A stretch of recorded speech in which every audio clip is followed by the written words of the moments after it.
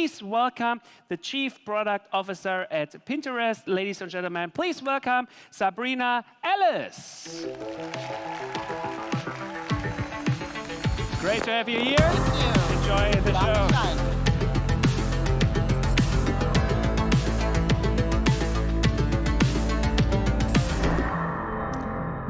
Hello, I'm Sabrina Ellis, Chief Product Officer at Pinterest. And this is my first time in Hamburg and my first time at OMR. And I'm seeing that it's quite an event, so I am so excited to be here with all of you today. You know, you really can't get on many stages like this nowadays and not talk about AI and all of its capabilities and everything it can do. But today I'm going to take a little bit of time to talk about what AI can't do and maybe what it shouldn't even try to do. AI is on a path to transform and surpass humans in nearly every way. But AI is also proving that it can be just as flawed as we humans are. Here's an example. I'm going to give you a prompt, and I want you to come up with a picture in your head, kind of old style. So first, imagine a taxi driver. And climbing into the back seat of that taxi, picture a flight attendant. Hold that image.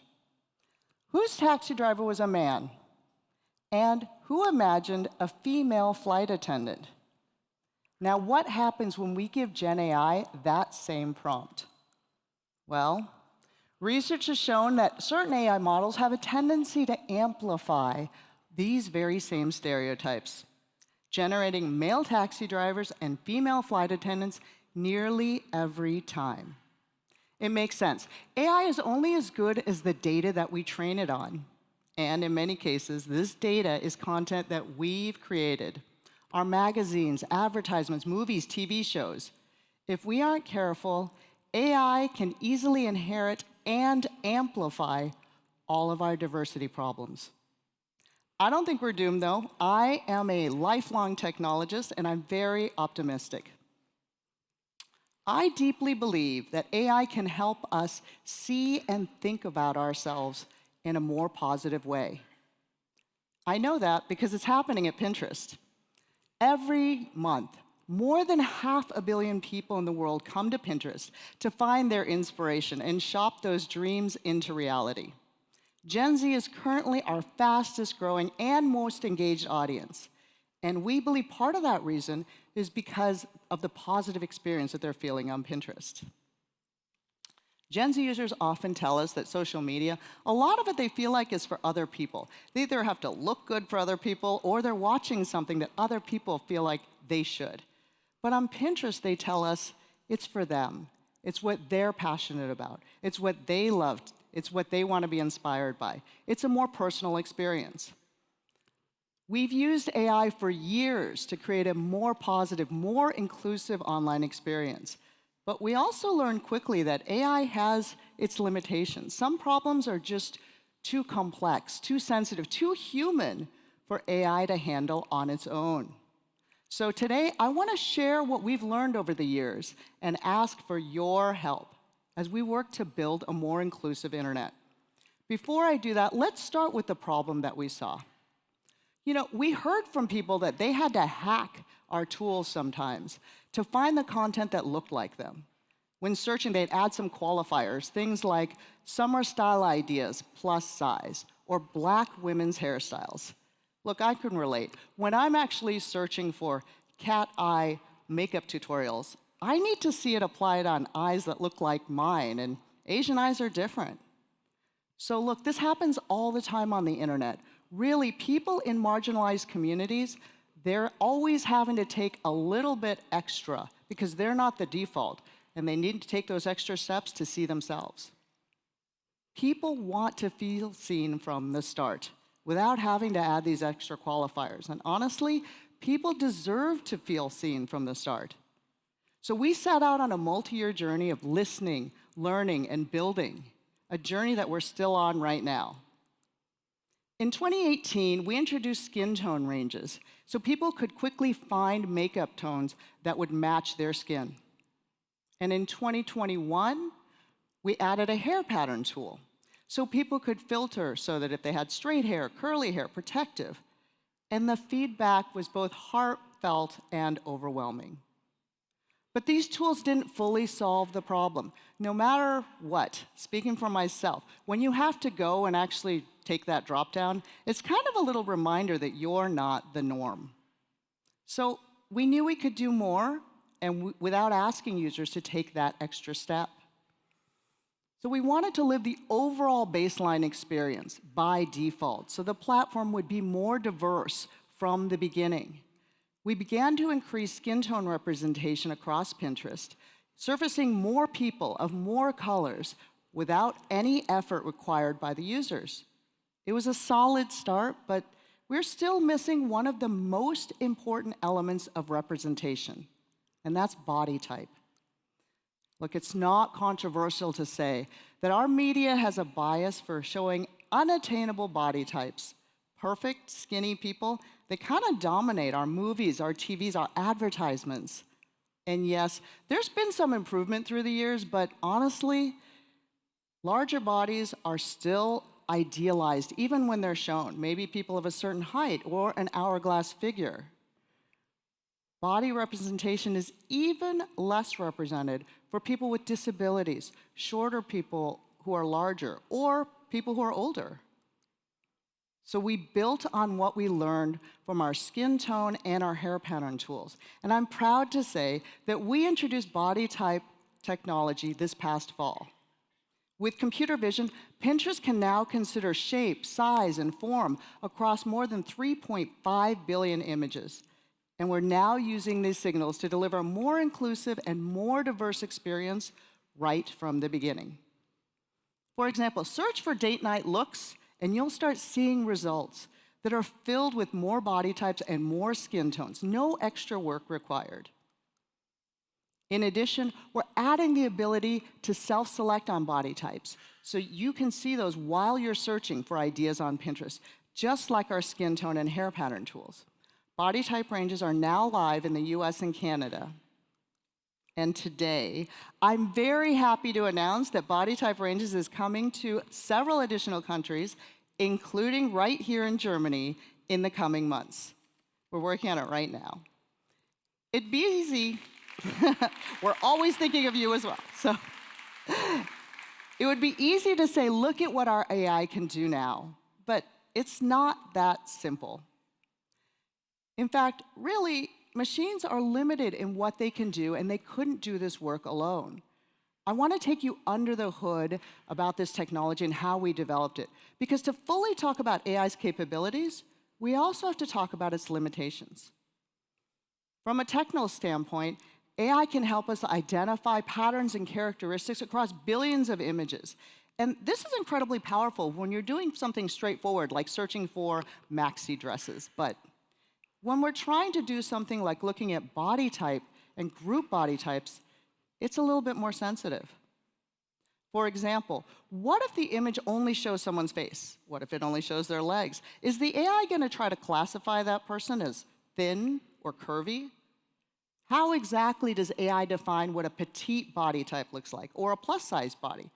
What's the difference between those categories, and really, how many categories should we even have?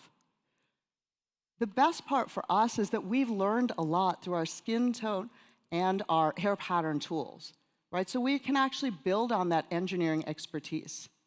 In this case, we used a deep neural network that's built on a transformer encoder technology.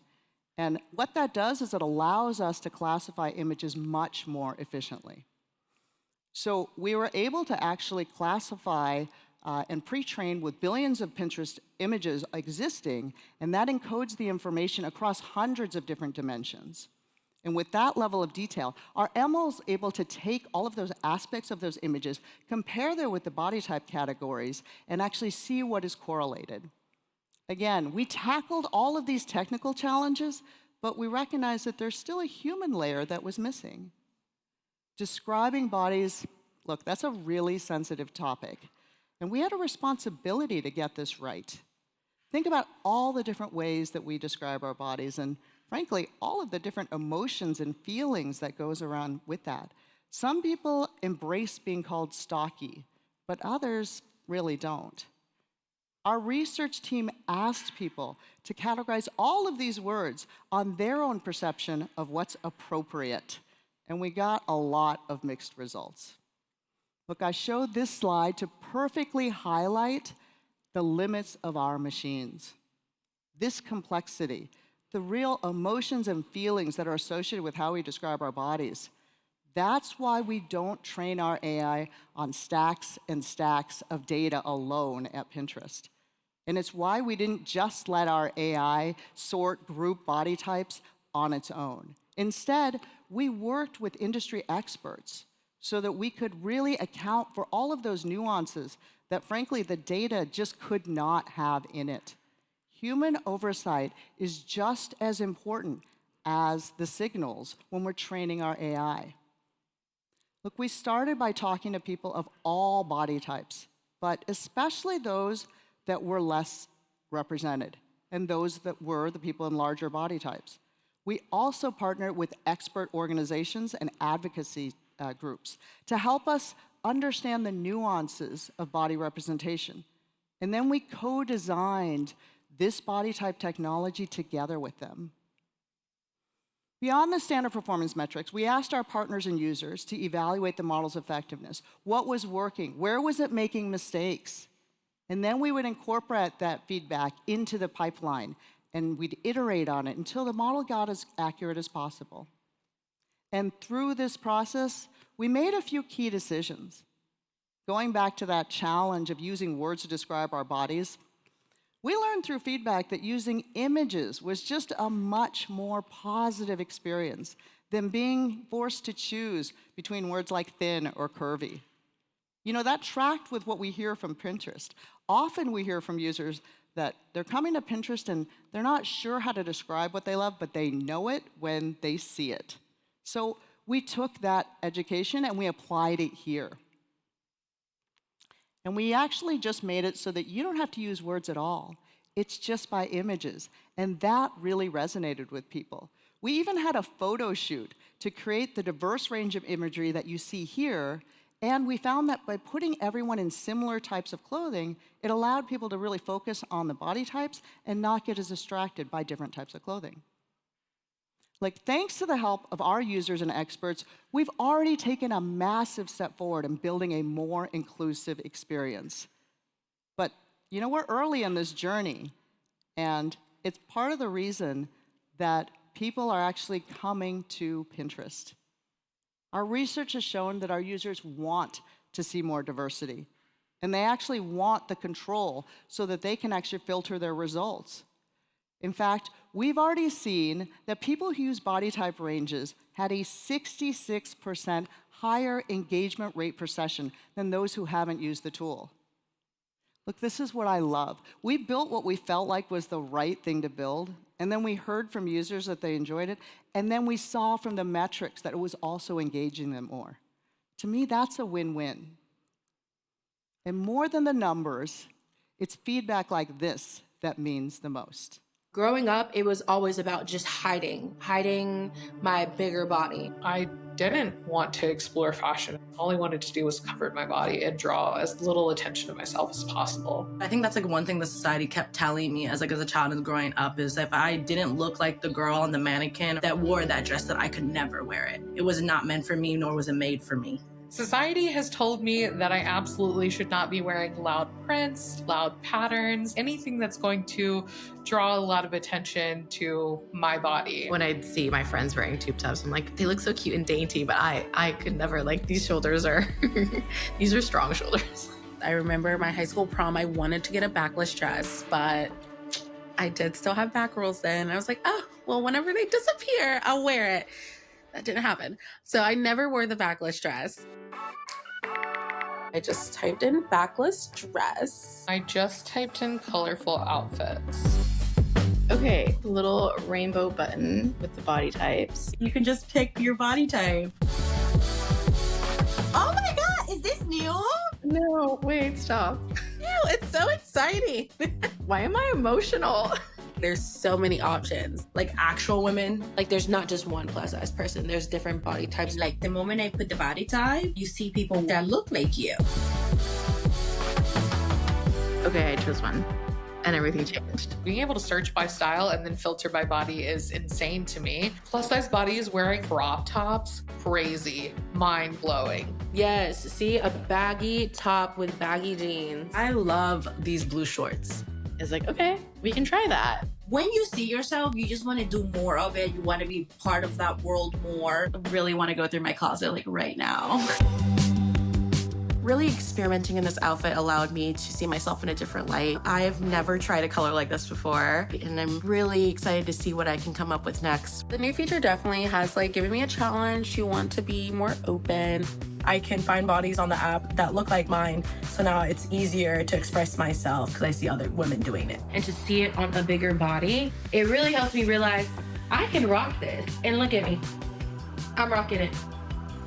I think young me would have really loved to have seen something like this. I would have avoided a lot of the things that I did to myself to be smaller because I saw like other women that looked like me.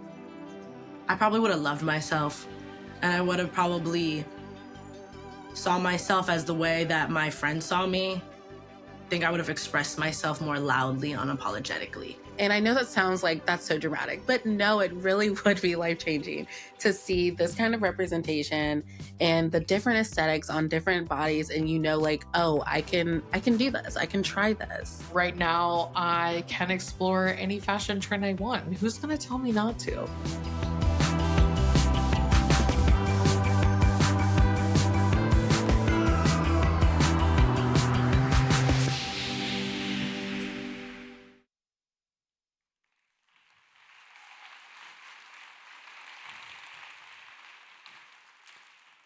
You know, that one kind of gets me every time. I kind of just love it when people say that they, as young women, would have been more unapologetic about how they approach life. So yes, I've seen it many times, but it kind of gets me every time. We're really proud of these early results. But you know, there's no set it and forget it with this type of system. We're continually improving and looking for feedback of what's working. And this work is far from done. And that's why I'm here today, to ask for all of your help. Look, building the diverse feed needs diverse imagery. And really, honestly, there's simply not enough of it. In building this technology, we learned quickly that there's a limit to how much fashion or beauty content that we have to surface that's representative of all body types. Because really, there's not nearly enough that's been created. We've begun to expand our work on body type ranges to men's fashion. And here's what we found. For all of those representation challenges that we're finding with women's fashion, it's actually even worse for men. Look, our industry has a lot of work to do, but this is a problem that AI can't fix. And maybe I should say it's a problem that AI shouldn't fix. Because I feel like the last thing we need is AI-generated images of marginalized people to offset all of the real skinny white people that are in all of our movies and advertisements. And that's where you all come in. This is something that only humans can solve, especially the ones in our marketing and media industries. That's people like all of you. Look, when people use our platform, we want them to see the ideas and the stories that speak to their own identity and lifestyles. That includes the advertising on the site too. And for images to messaging, your creative choices, they're gonna greatly impact how everyone perceives your brand. But they're also gonna influence how people perceive themselves. Collectively, we need to create more diverse imagery that feels truly inclusive and authentic to the world around us. We need more diversity in front of and behind the camera. And we need more campaigns and more content that feature real people in all their sizes, with all of their beautiful wrinkles, rolls, and sags. And finally, whether you work in marketing or not, I challenge all of us to hold a higher bar with what challenges we're trying and what problems we're trying to solve with AI. There's so much focus on all the parts of our lives that AI can make cheaper, faster, more productive.